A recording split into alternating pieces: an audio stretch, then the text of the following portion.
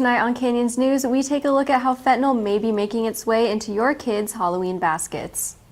We get our scare on by taking a look at several Halloween spots around the Santa Clarita Valley. And we talk about the recent earthquake that rocked the Bay Area. Canyons News starts now.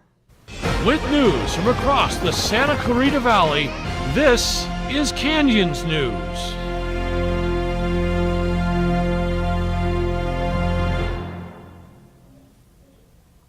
Hello everyone and welcome to Canyons News. I'm Lindsay Tolles. And I'm Leo Hernandez, and here's the latest from the Canyons newsroom. 'Tis the season to spend your cash, but this year might be a bit more painful for your wallet. Jeff Lozick gives us an in-depth look on how inflation will impact your holiday spending.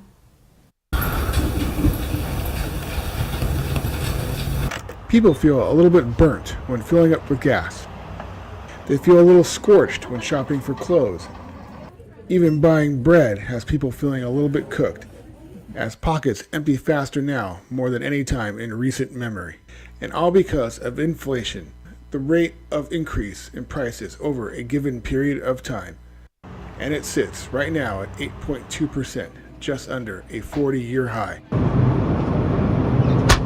So with inflation prices spiking to historic levels this year, what you got last year will be a little bit less this year. Many fear that spending more and getting less will slam the door on the economy. To get a better understanding of what is happening, I spoke with a College of the Canyons economics professor about his unique take on the issue. The proper definition of inflation is if the general price level goes up or doesn't go down as much as it should. You have inflation even though prices came down. That would boggle the mind of most economists and people. This is like the key to what I'm telling you. People think that if you increase the money supply, that stimulates the economy, increases sales, and expands the economy. No. What people don't understand is that increasing demand can happen overnight. But increasing supply takes time. For COC students that can't wait out the clock, the college seems to have your back. So we link students to on-campus resources. There's a lot of resources here to help students with their academic success, as well as community resources. We try here to do that, whether it's with housing insecurity, food insecurity, transportation, financial assistance, anything that we can do here to make their ability to either stay in school or come to school a reality, we want to be able to help them.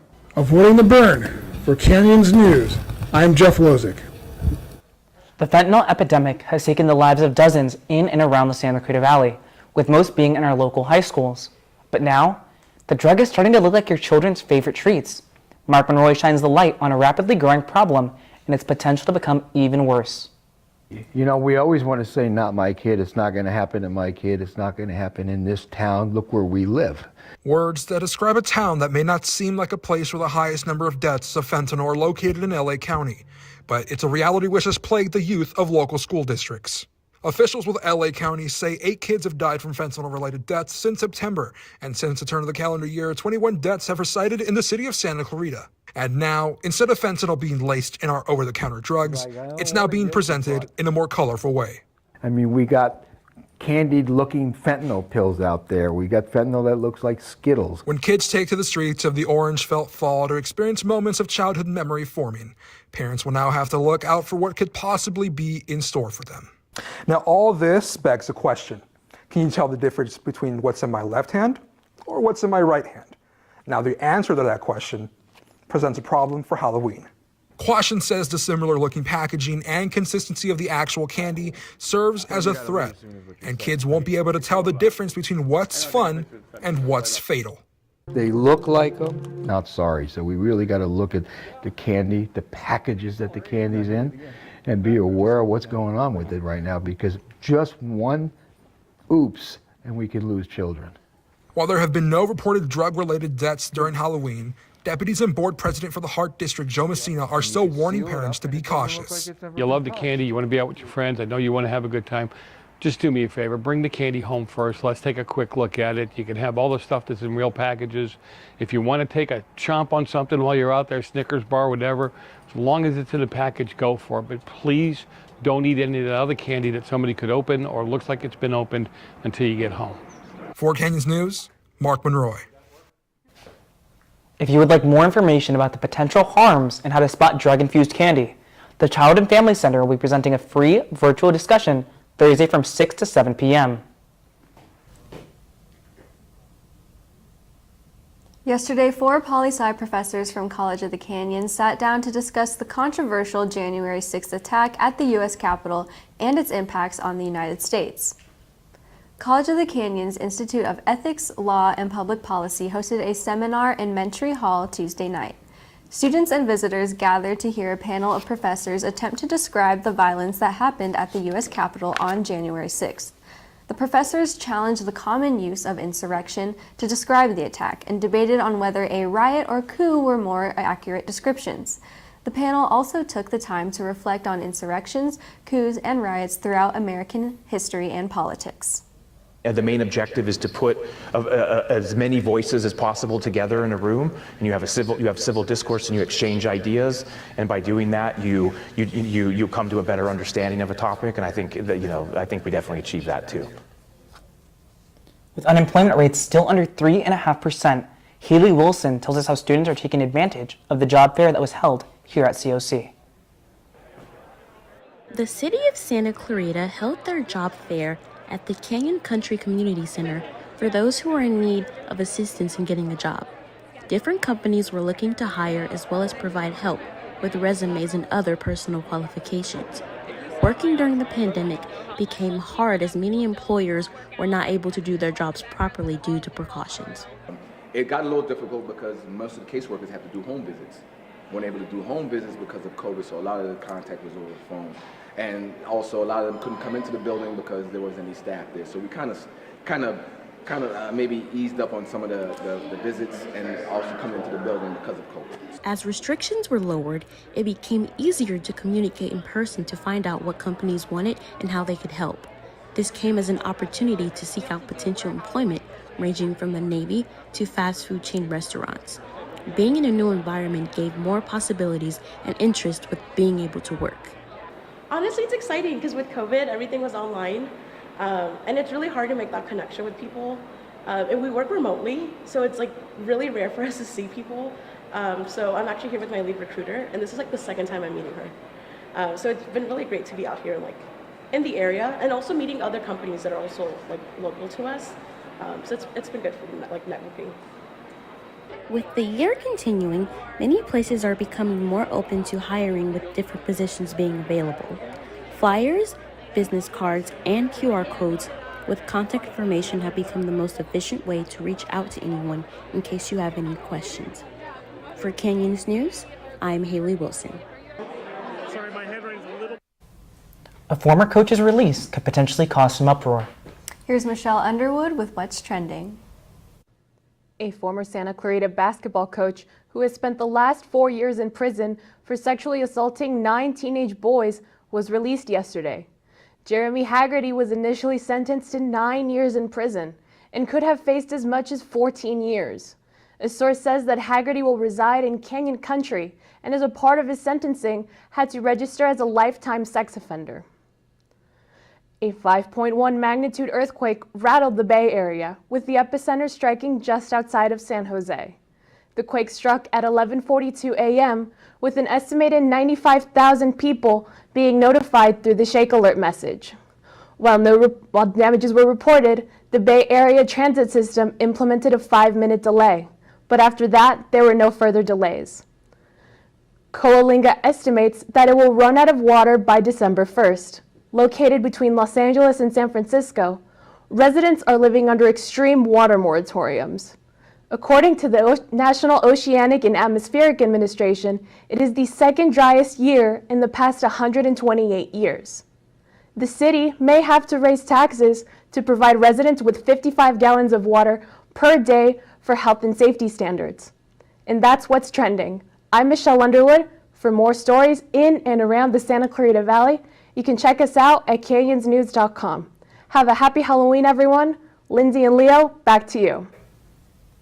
Banners of hate speech were spotted over the 405 freeway this past weekend, sparked by an anti-Semitic tweet by Kanye West. Stuart Carpel talks with an expert on how this will affect the local Jewish community. I think the anti-Semitism situation in our country is not because of Kanye West. It's just this image of what they believe it stands for, which is oppression.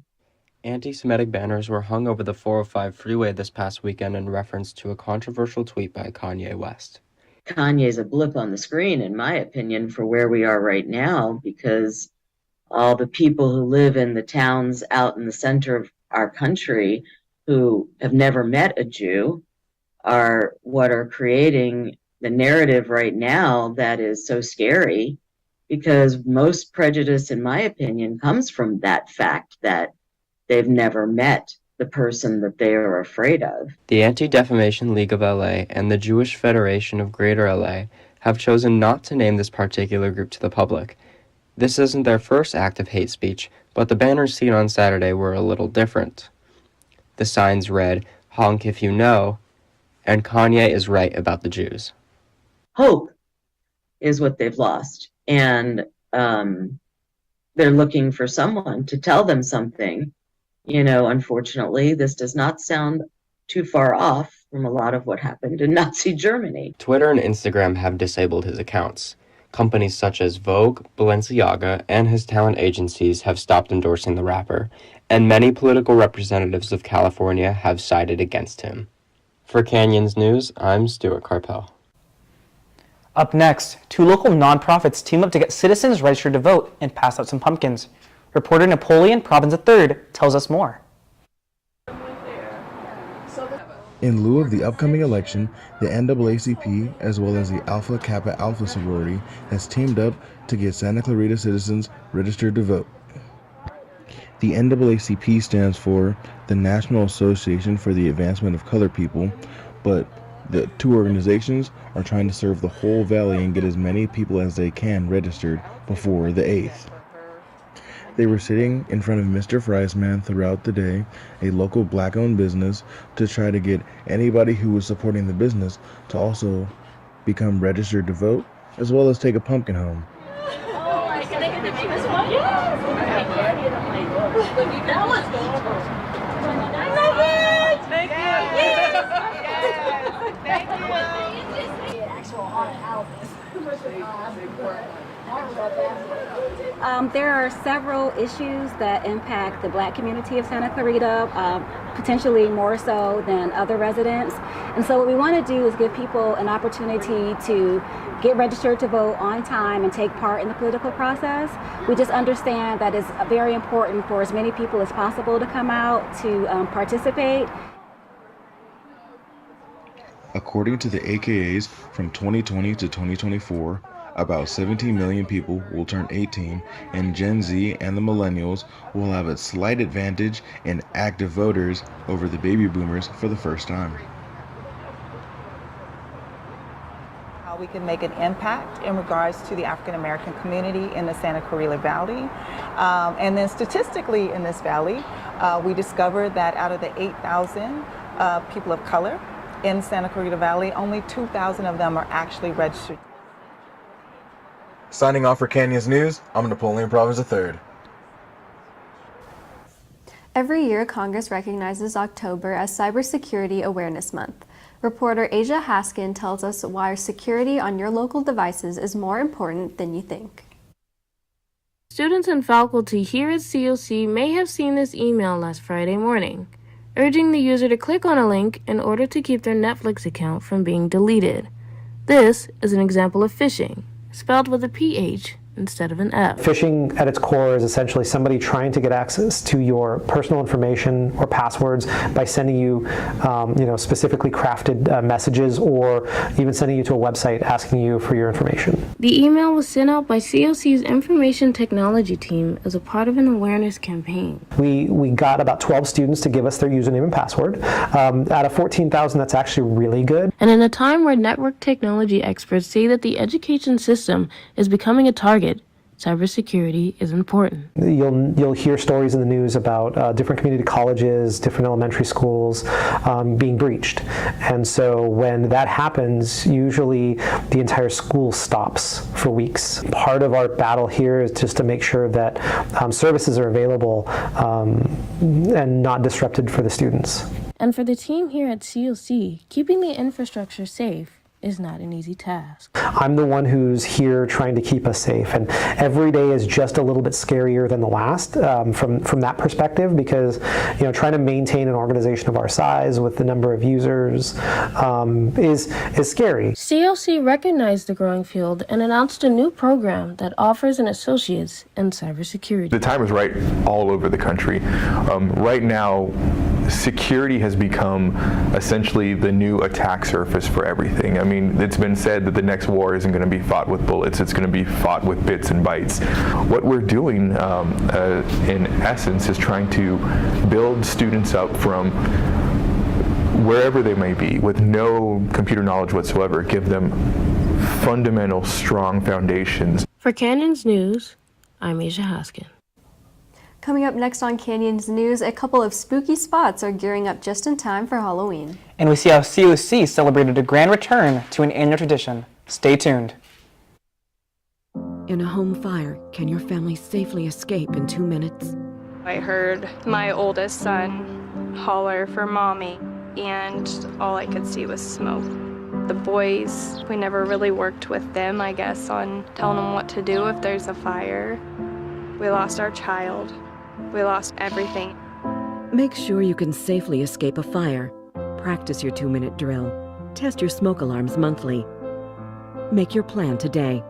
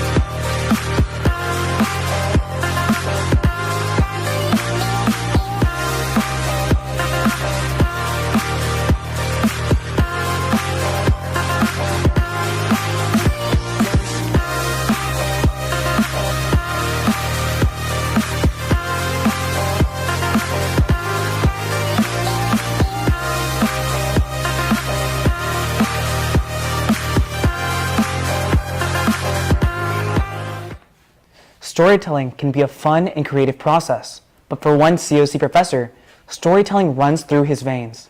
Reporter Michelle Underwood shows us a deeper look into an overlooked community and a professor sharing his love of writing. COC's Native American and Indigenous Alliance met a few days ago, discussing topics that concern their community. The meeting shed a new light for entering members that may not have had any education on the subject. It made me think of how inconsiderate I am, or how I used to think about Native Americans. And well, see, I didn't even know, like, they don't like being called Native Americans, but like we're so trained in a way to talk that way. Michael Felix, one of the leaders in the club, tells us more about sharing his cultures and providing visibility in the COC community. Sides of me. There's just something that speaks to me and appeals to me about indigenous cultures, indigenous history. I sometimes think that indigenous storytelling techniques have always been with me, because ever since I was a child, I seem to have this ability to talk and speak without fear, and to tell stories. After discovering where his roots come from, the Papago people of Arizona, and the Yaqui tribe of Sonora, Mexico, Michael's roots are helping him grow every day as an educator. Multiculturalism, I like studying that kind of material. I like teaching about others about that kind of material. And I also embrace diversity and multiculturalism in everything that I do. So it's my career, it's what I do on a daily basis, it's what I practice. So these kinds of activities being a co-lead for a Native American and Indigenous Alliance were just like a perfect alignment of the stars for me. It just really was like, it fits my personality, it fits my goals, it fits my role on campus as a teacher of, or an instructor of, multiculturalism and diversity in the history department. I'm Michelle Underwood for Canyons News. Sometimes the scariest places can be in our own front yards. These two old friends have been keeping the Halloween spirit alive in their neighborhood for years.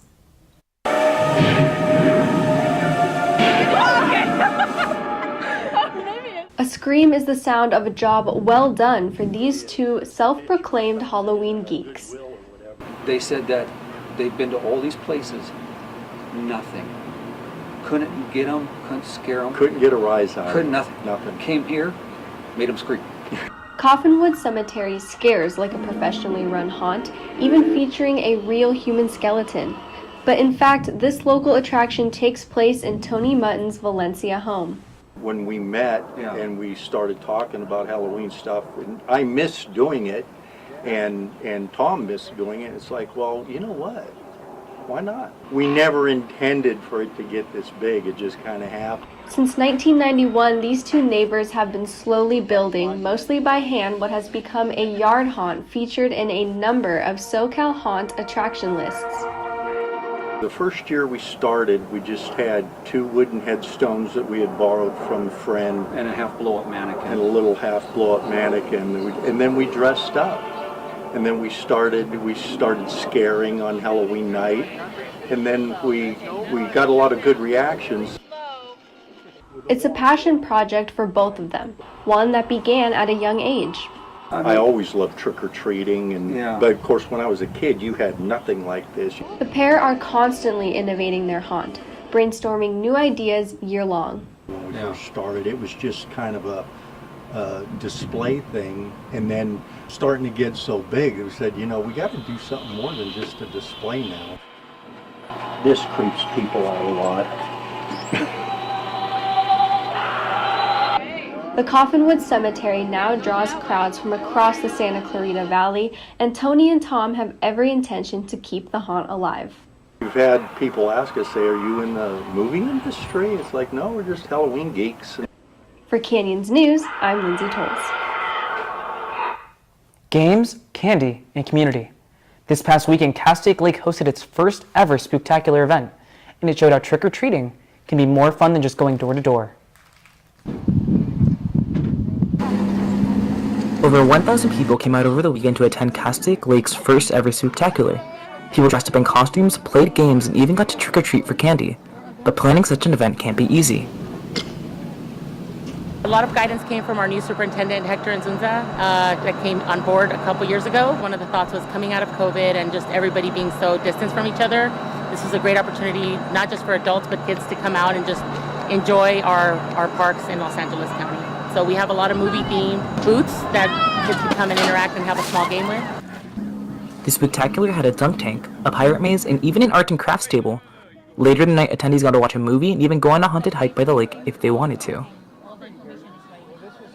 I think it's a lot of fun. It's definitely one of the more fun events I've worked, only because everyone's in costume. I like being able to pass out candy, and being in charge of games is pretty fun. This is a great way for people to come together. The community really needs this togetherness right now. I think we're set to have one in December. It's a Santa Claus boat parade. There should be ice and sledding and everything. But I know they plan on having more events in the future. We're actually already planning for next year. Because this has been such a success, we actually opened up our enrollment. With that in mind, we're going to be able to add more vendors and more things because it could always be better, and we definitely will strive for that.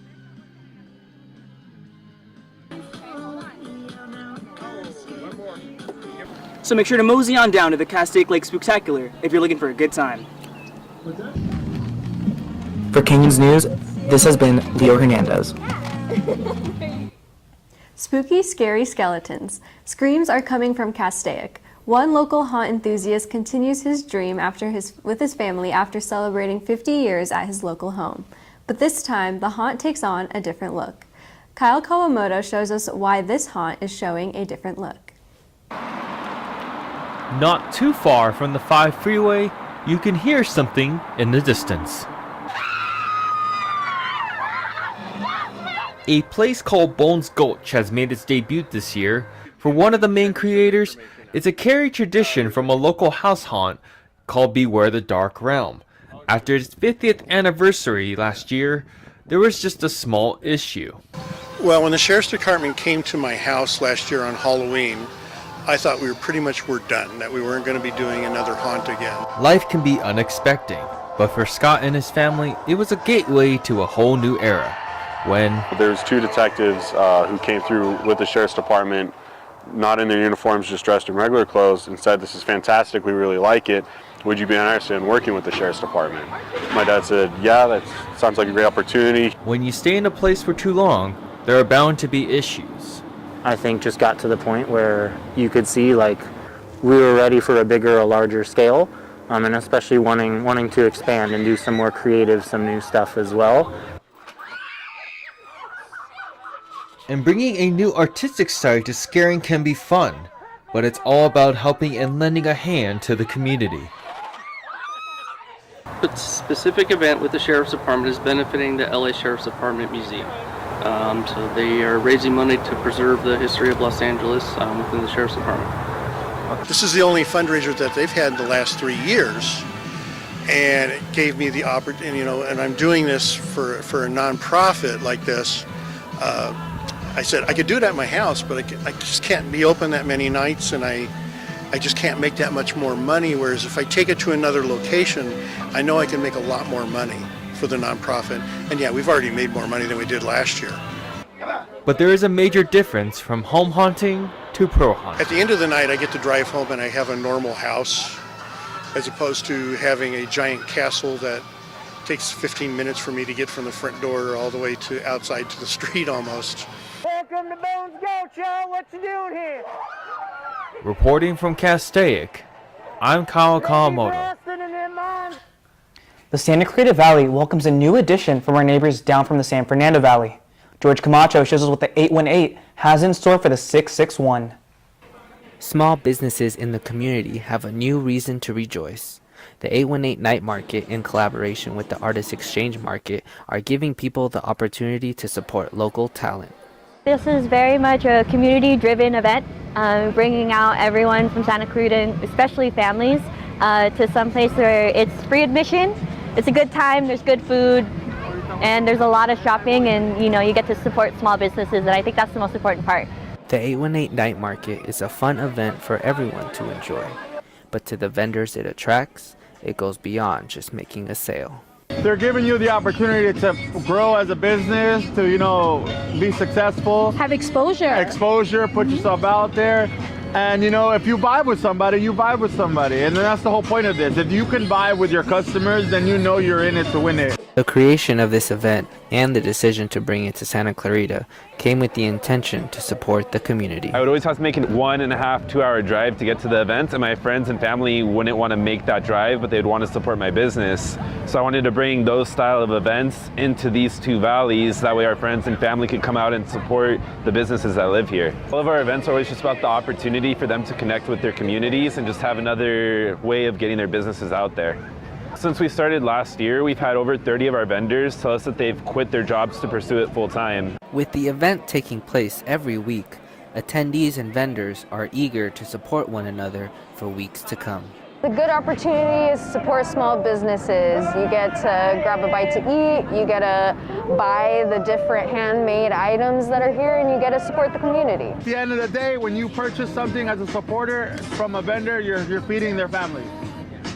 It makes you feel good inside. It really does. That you know that your little small contribution, it's literally paying somebody's bill, or it's making whatever dream come true, little by little. Reporting for Canyons News, I'm George Camacho. Rock and roll seems to fit the Halloween spirit at a local music shop, but it's more than just costumes and candy. Natalie Dodge shows us how the shop is cranking up the volume to start a new tradition.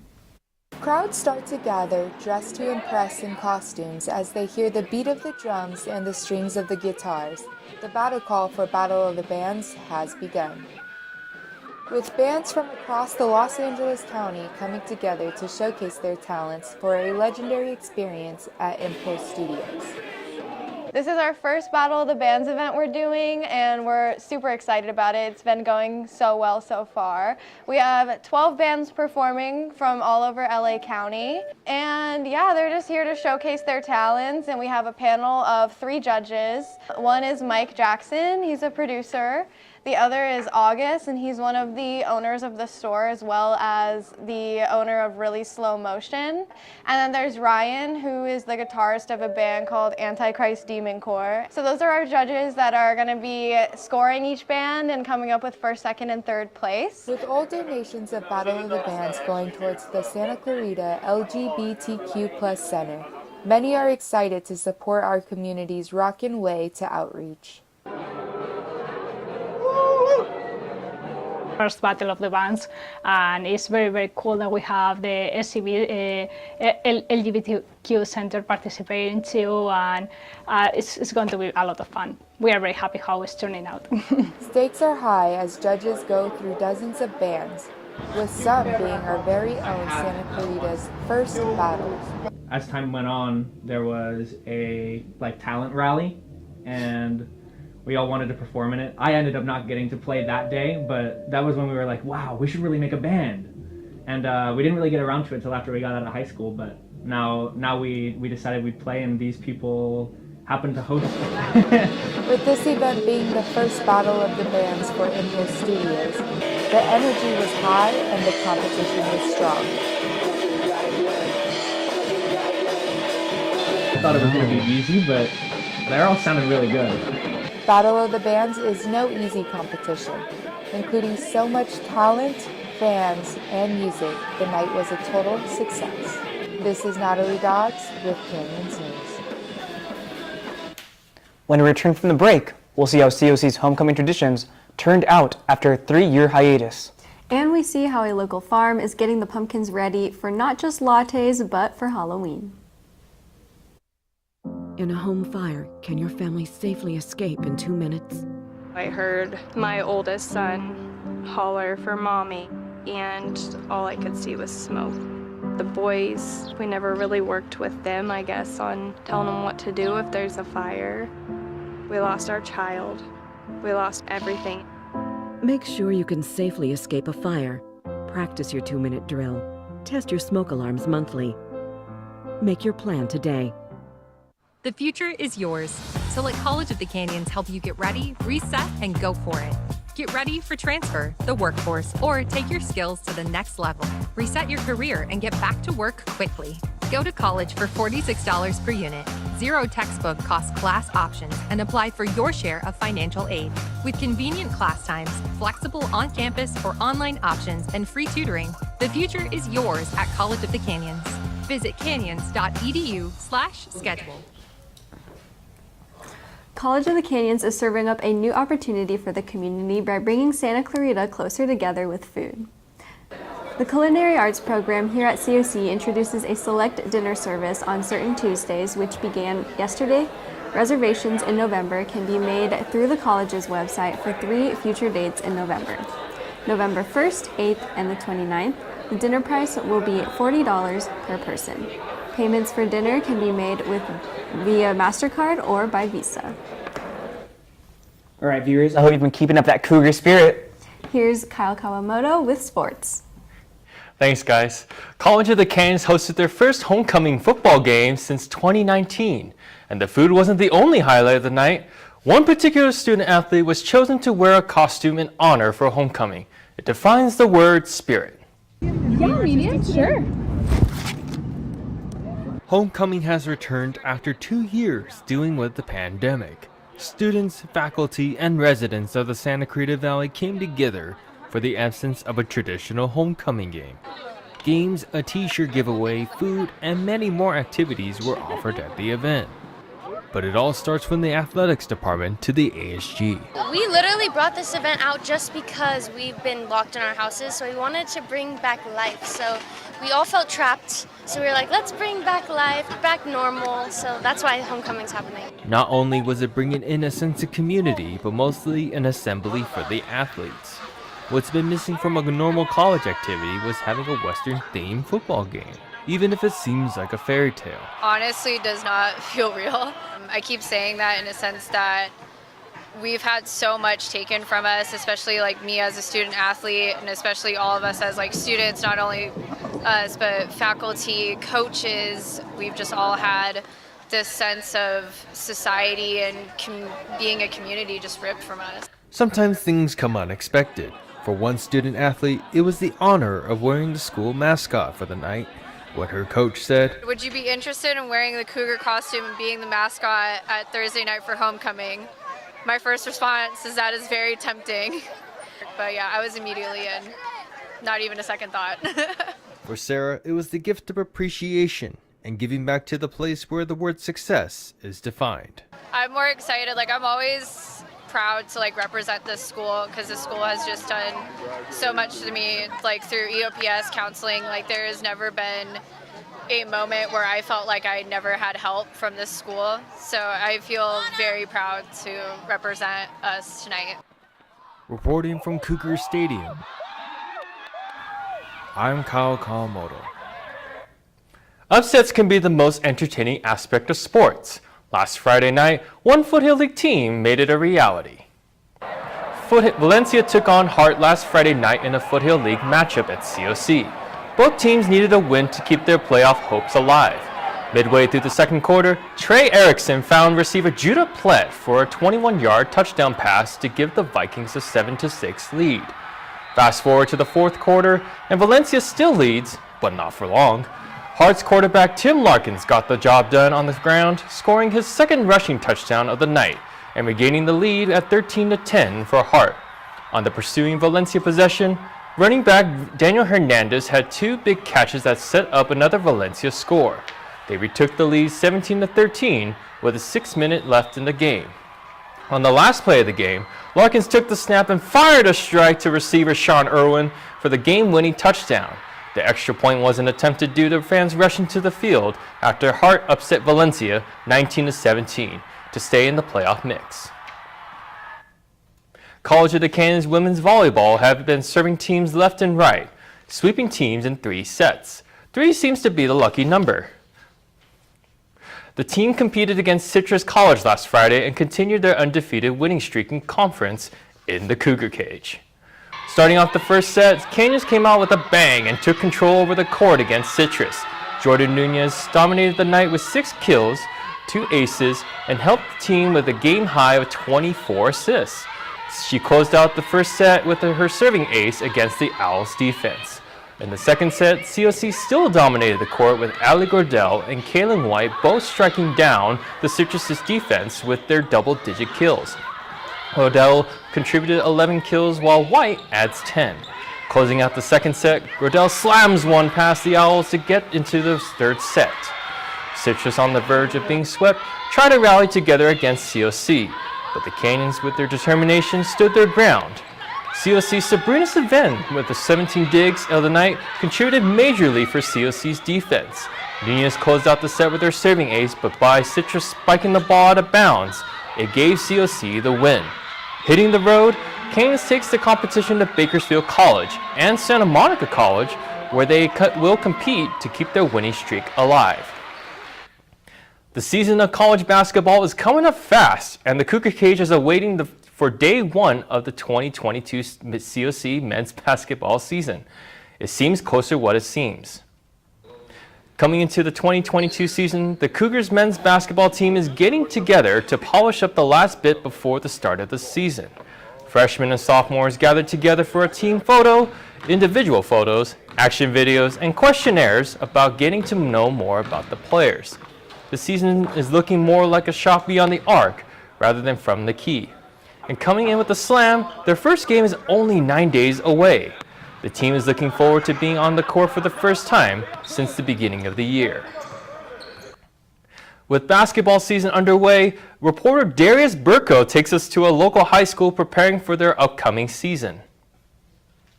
Let's go, family on 3, 1, 2, 3. Cowboy pride, a feeling that runs through the veins of this high school basketball team. As the Canyon Cowboys season approaches, players and coaches prepare for what's to come. The Cowboys have gone a decade without winning a CIF title, but this year they are looking to turn their luck around. Good take, boy. Our identity as a team is that we're going to outcompete you and outwill you every single game. And one thing we've always been known at Canyon is our defense. Our kids work really, really hard. They're very coachable, and they listen. And so because of that, we work really hard. And that's something that's been one of our mantras for many, many decades. With Canyon High School being one of the oldest schools in their district, they've had some time to build a name for themselves. Trying to build a winning team is no joke. It takes the combined effort of the coaches and the players, along with dedication. The team is doing everything they can to see the court, even going as far as running their practices inside the auxiliary gym. As the Cowboys season approaches, we continue to learn more about the core members that make up this team. Go baseline! We got a lot of talent on this team this year. We got a lot of shooters, a lot of people that can drive, pass, can do it all this year.